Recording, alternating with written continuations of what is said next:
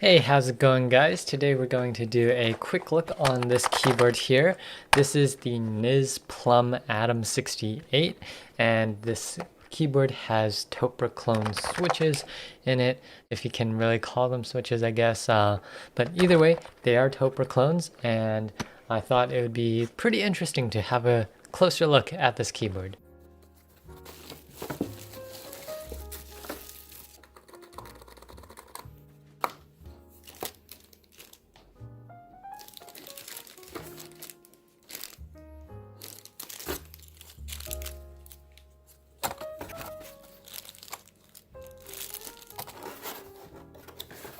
Anyway, so let's just start off with a quick overview on this board.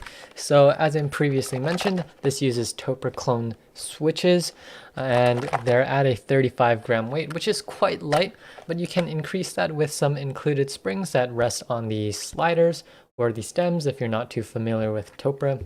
However, I do think that is a pretty clunky solution. I personally don't like it, but we'll get into that later. Apart from that, it's an entirely plastic construction, so nothing too special going on here.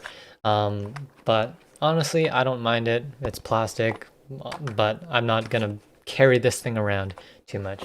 Aside from that, you do have a USB port on the back. It is a Type-C port, which is great to see, and you also have cable channels here. This QR code, I believe, is for kind of a quick start guide manual type of deal. But apart from all that, this is a 65% keyboard. This is 68 keys. And the layout of this is pretty much standard. I'm mentioning that because I believe the 61 key, the 60% board, uses an abnormal space. I believe it uses a 6U spacebar as opposed to 6.25. So that's just something to note here if you are looking at the 60%. The 65% board is perfectly normal. The one thing that you might want to note here is that these keys on the bottom are 1U rather than just having 2 keys there that are 1.5 or whatever other combination you might have there. Apart from that, the board is pretty much standard. So if you don't know what Topre or Topre style switches are, they're basically a rubber dome style switch. A lot of places will market them as electrocapacitive, which I think is kind of misleading, but at the same time it isn't. But it's electrocapacitive in the same way most switches are, because from what I understand, Topre switches are still functioning the same way a normal membrane keyboard does. So I do think that is a little misleading, but regardless of all that, Topre switches do tend to be a little bit more tactile. They tend to give you a bit more feedback in your typing. It's a lot less mushy, but in terms of this keyboard here, I think these switches are a little bit squishy. They don't have as much tactility as I would like, but you can swap out domes and you should be able to get a more tactile feel, which is what I'll be doing with this board. One of the huge pros of this board over something like a Realforce or HHKB is that these use sliders with MX compatible stems in the middle, and it also uses co-star stabilizers, which I'm not the biggest fan of because just getting them in and out is just a pain. But they are normal like things that you see in mechanical keyboards. So your normal keycaps with the MX stem, MX style stuff will fit perfectly fine. But as nice as it is to have normal MX compatible parts in here, I did find that the co-star stabilizers, even though they are pre-lubed, kind of suck. They definitely need another lube application. So they come stock with some dielectric grease on them, but it's not in the right spots in my opinion. So I ended up taking them all out, giving them a quick wash to get rid of any large amounts of dielectric grease, and I went back and lubed them up with Tribosis 3204 at any points of contact. Aside from that, the wires are also pretty jank. They come pretty out of shape. So I ended up just messing around with that, rebalancing them so that they sit flat, or at least closer to flat on a flat surface, which for most people I've seen tend to use their phone, because for the most part those will be quite flat, and I personally like using it because phones are just a slick surface, so it just feels good too. Aside from all that, the keycaps, I actually put on my own keycaps already, because the stock keycaps that come with this are white and gray. I'll probably have a picture up here. And there's nothing wrong with that, but the problem that I have with those is that they have front legends for the secondary functions, which I think looks really ugly. Like, yes, it's helpful if you are using the default layout, but I'd imagine that a lot of people aren't, or at least not using all the functions there. So I just don't see it being necessary. Yes, I get why they included it, but I just personally think this looks a lot cleaner. Aside from all that, as far as I know, this keyboard only comes in a white, which is what's seen here. It's all white, nothing too special. And I guess I forgot to mention this, but this keyboard does have 2-stage flip-up feet with a little bit of rubber feet there. So there's the higher level, geez, and then there's a shorter one.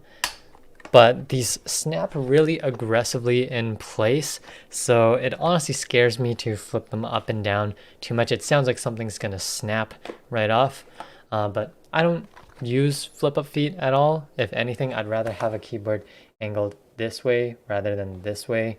But that's just my preference. Of course, if you do prefer having it at an incline, you have options here. It's like any other typical like consumer level board.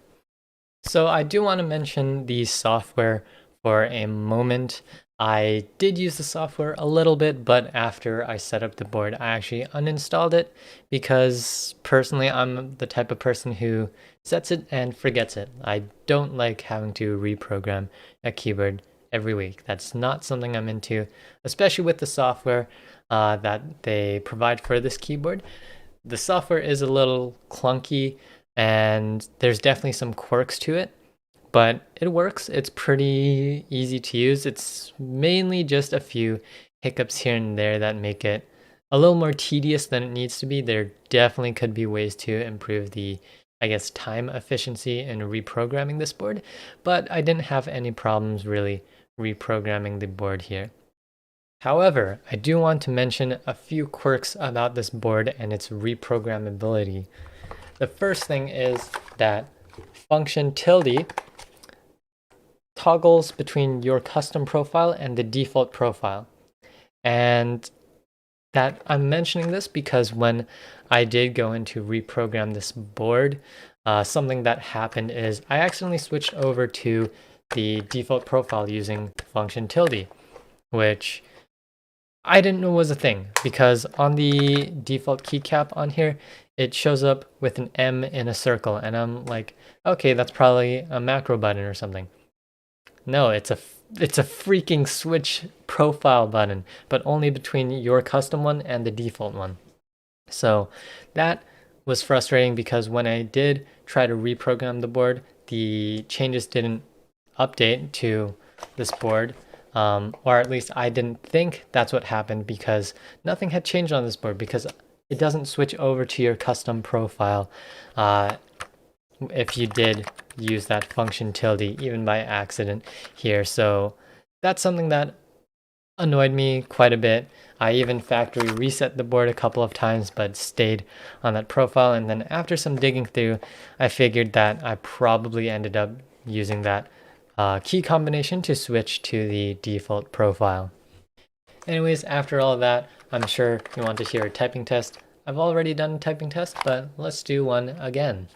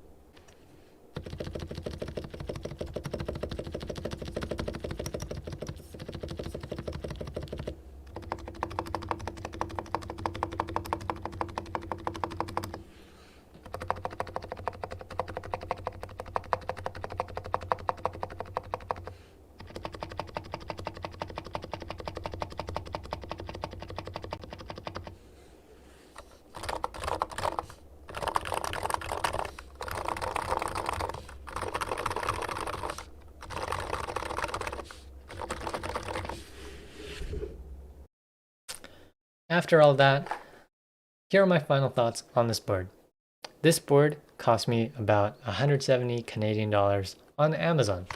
This board is readily available on Amazon, which is nuts. I didn't expect to find something like this on Amazon, at least in Canada, because Canada has a more limited selection than America. It's just how it is.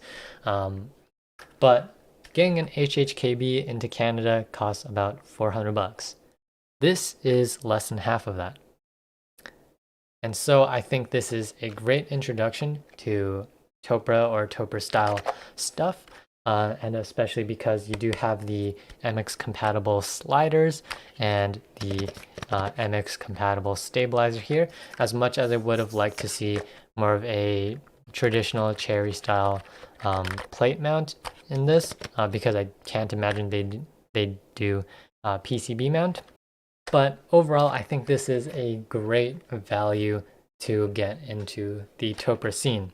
There definitely is some room for improvement, especially on the software side and in the stabilizers, because if they are going to use MX compatible stabilizers, I'd like to see something a little bit more quality here, or a little better QC overall, because this board still isn't cheap.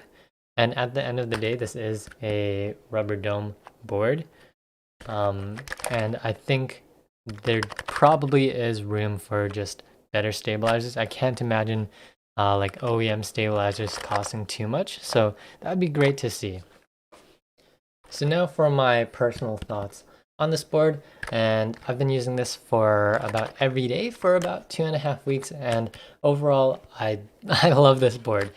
I've been using it every day for, again, the past 2.5 weeks or so, maybe 3, for both work and games, and this has just been amazing. I love it. The sound and feel is definitely unique, and it's something you don't get in mechanical keyboards. It's just, as far as I know, not quite possible. Silent switches are too quiet, and this board, although it does have like a mushy kind of membraney sound, it's not quiet. It's definitely not quiet.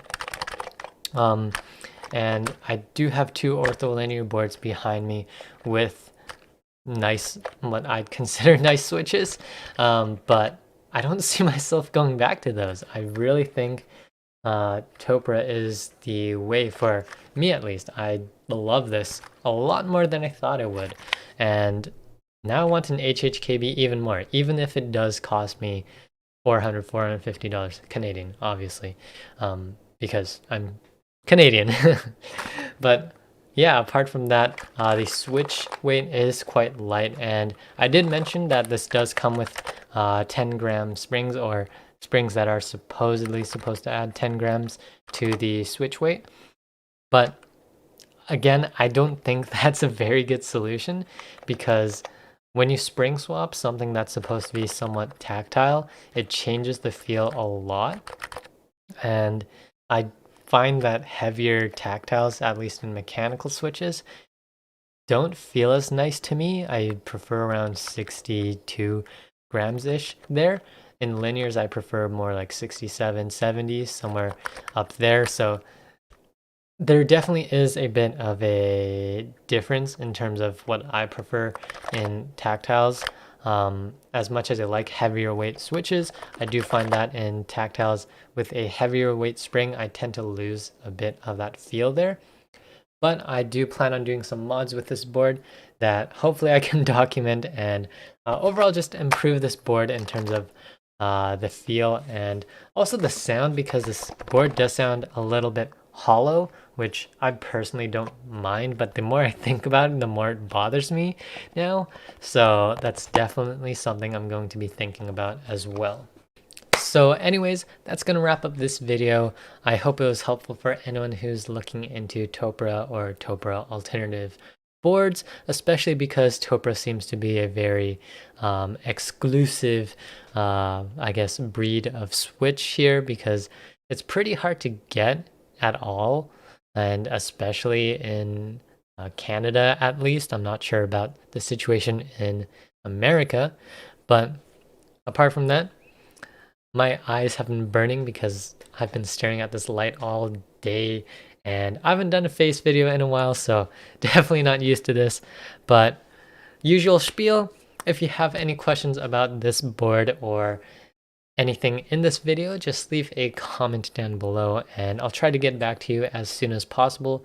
In this situation, it might come down to a lot of my own opinions because I'm not too familiar with Topre itself. This is my first board with anything even remotely like it, so yeah, but either way, if you have any questions, feel free to leave them down in the comments. And yeah, anyways, thanks for watching, guys, and I'll catch you guys in the next one.